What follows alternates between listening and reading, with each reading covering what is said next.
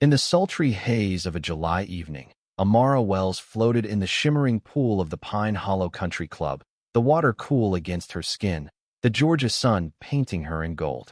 At 38, she was a woman forged in fire, once a military intelligence officer, now the newly appointed sheriff of Pine Hollow. Her braided hair clung to her shoulders, and for a fleeting moment, tranquility felt possible. Then a voice, sharp as broken glass, shattered the calm.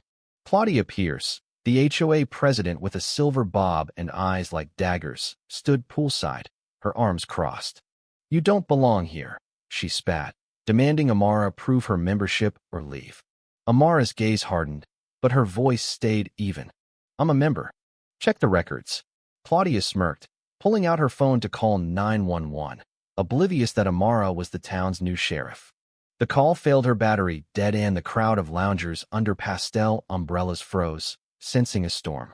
Amara's pulse quickened, not from fear, but from a coiled fury. This wasn't just a challenge. It was a fuse, ready to ignite Pine Hollow's buried secrets and test her resolve. Would truth prevail, or would hate bury her? Amara stepped from the pool, water dripping from her emerald swimsuit, Claudia's words, "outsider," hanging heavy in the air. The crowd's whispers grew, their eyes darting. Amara had faced worse interrogations in war zones, prejudice in barracks, but this public stripping of her place burned deep. Claudia, in a crisp linen dress, stepped closer, her heels clicking. "This club is exclusive," she declared, her voice slicing through the heat. "We don't let just anyone waltz in." The words were a coded jab, and a few on Lucursa. A man with a cocktail, a woman adjusting her sunglasses nodded, as if Claudia's rule was gospel. Amara's jaw tightened. She'd heard that tone in briefing rooms and back alleys, but here, in a place she'd earned her right to, it stung sharper. "I'm staying," Amara said, her voice ablade. "I own a house on Cedar Crest." The crowd stirred. Cedar Crest was Pine Hollow's elite enclave, where mansions screamed wealth. Claudia's smirk faltered, but she laughed, shrill and biting. "People like you don't live on Cedar Crest," she said, the phrase raw with intent. Amara pulled her membership card from her bag, holding it up, the plastic glinting. "Here's proof. Pine Hollow Country Club, Amara Wells." Claudia swatted it away, the card skidding across the deck. "This isn't about cards," she snapped. "It's about who belongs." Murmurs swelled, some nodding, emboldened. Amara felt the crowd's judgment press in, but she stood firm. "I paid for this, same as you." Claudia turned to the onlookers, her tone commanding. "We've built something special here. If we let outsiders in, what's next? Chaos." Her words were a signal, and Amara saw it land, heads nodding, eyes on her. Before she could reveal her sheriff's badge, sirens wailed. Two deputies, Officer Caleb Holt and Officer Mia Ruiz, pushed through the gate. Caleb, wiry and tense, recognized Amara from her swearing in. Mia, new to the force, followed his lead. "What's the issue?" Caleb asked. Claudia pointed at Amara. "She's trespassing, causing trouble." Amara's eyebrow rose. "That's a lie. I'm a member." "She's harassing me." Mia retrieved the card, confirming it. "She's legit," she said. Claudia's face reddened, her authority cracking. Caleb stepped in. "She's got every right to be here." The crowd scattered, some casting shy glances, others avoiding Amara's eyes. Claudia stormed off, muttering, "This isn't over." Through a clubhouse window, Amara caught her glare, pure venom. Hours later, Amara drove her black SUV down Pine Hollow's tree-lined streets, her hands tied on the wheel. The pool wind felt solid, but Claudia's rage lingered. In her Cedar Crest home, she poured lemonade, the tartness grounding her. Her phone buzzed, a news app with a video of the clash, Claudia's "You don't belong" clear as day, Amara's calm response shining. Shared hundreds of times, hashtags like Pine Hollow Prejudice and Stand With Amara spread. Comments praised her strength, calling Claudia a relic. Amara texted her brother, Jamal, the link. "Look at this mess." He replied with fist bump emojis. "You handled it, sis." Amara smiled, feeling a spark of hope. The video was her armor, proof she belonged. But in her glass-walled estate, Claudia sat, her tablet glowing with the video, each view a wound. She'd ruled the HOA for years, her word ironclad. Amara's defiance threatened that. She called her ally, Lawrence Tate, a realtor on the board. Get everyone to the clubhouse. Now. By dusk, 7 board members sat in a mahogany-paneled room, tension thick.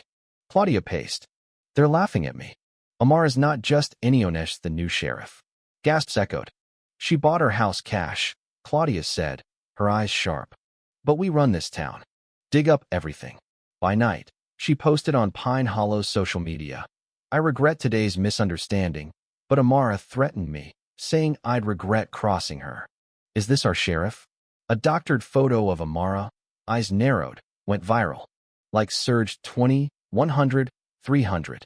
The post split the town, some defending Amara, others calling her unfit. Amara woke to her phone exploding, expecting support. Instead, Jamal's text linked Claudia's post, accusing her of threats.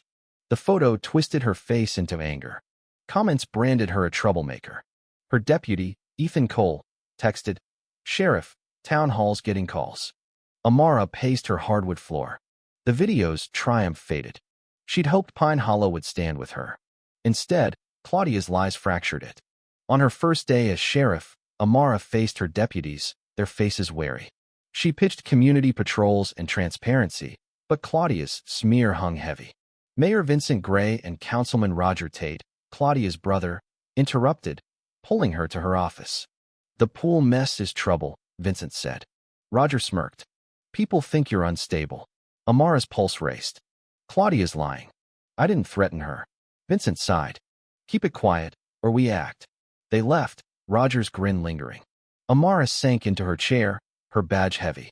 She'd held her ground, but the wind was shaky. Claudia, in a loft above a whiskey bar, met her lawyer, Victor Shaw. The town hall footage stung, but Amara's resolve burned her. We need more, Claudia hissed. Victor played a fake audio of a woman yelling slurs, pinned on Amara. The Pine Hollow press ran it. Sheriff's true face. The clip spread, painting Amara as vile. At home, her glass shattered as she listened. It's not me, she told Ethan. He believed her, but protesters gathered outside the station, signs reading, No hate here. A bottle flew, cracking the pavement. Amara watched from her window, her badge a burden. With Jamal's support, Amara fought back, securing clear pool footage. She called a town hall, renting the civic center. 200 filled the seats, skeptical. Amara played the video. You've heard lies. Here's truth. Claudia's rage, Amara's calm drew gasps. Applause broke, raw and real. Shame on her, a man shouted. Amara's heart lifted. She'd cleared her name, hadn't she? But Claudia, watching the live stream, smashed a vase. She called Victor. Find something personal. Victor hired a PI, Neil, who blackmailed Jamal with old debts. Jamal, desperate, leaked Amara's text rants about Pine Hollow's elite. The press ran them. Sheriff scorns our town. Amara's stomach dropped. Jamal's call, I was trying to save you, cut deeper than Claudia's lies. Amara filed a defamation suit, backed by footage and witnesses. Her lawyer, Diane Lee, called it ironclad. But Claudia countersued, claiming Amara faked the video. A forged email suggested Amara paid for it. Judge Harlan Voss, Claudia's ally, stalled her case. Ethan warned, they're framing you. Amara traced a $25,000 payment to a fixer, Rico, linked to Claudia's real estate shell. But Deputy Pierce Dunn, Claudia's pawn, swapped the evidence with fakes, accusing Amara of planting it. Vincent suspended her. Amara surrendered her badge, rage simmering. Hiding in a motel, Amara and Jamal dug into Claudia's finances, finding siphoned HOA funds.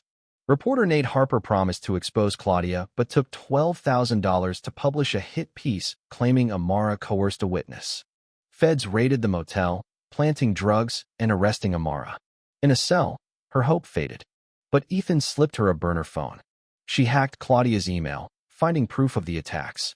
Journalist Zara Kane ran it. Pierce exposed hoax confirmed. The town turned, demanding Amara's return. At Claudia's gala, Amara stormed in, live-streaming evidence emails, payments, Rico's orders. Guests froze as Claudia's empire collapsed. Deputies cuffed her, Victor, and a corrupt Fed, Agent Klein. Amara's badge was restored, the town cheering. But Claudia's final smirk lingered. At home, the walls scarred with hate, Amara stood at her window, the night soft. She'd won, reclaimed her place. Yet that glint in Claudia's eyes whispered of a hidden move, a fight waiting. Amara's resolve steeled. She'd rebuild Pine Hollow, but the shadow loomed, and her next battle was near.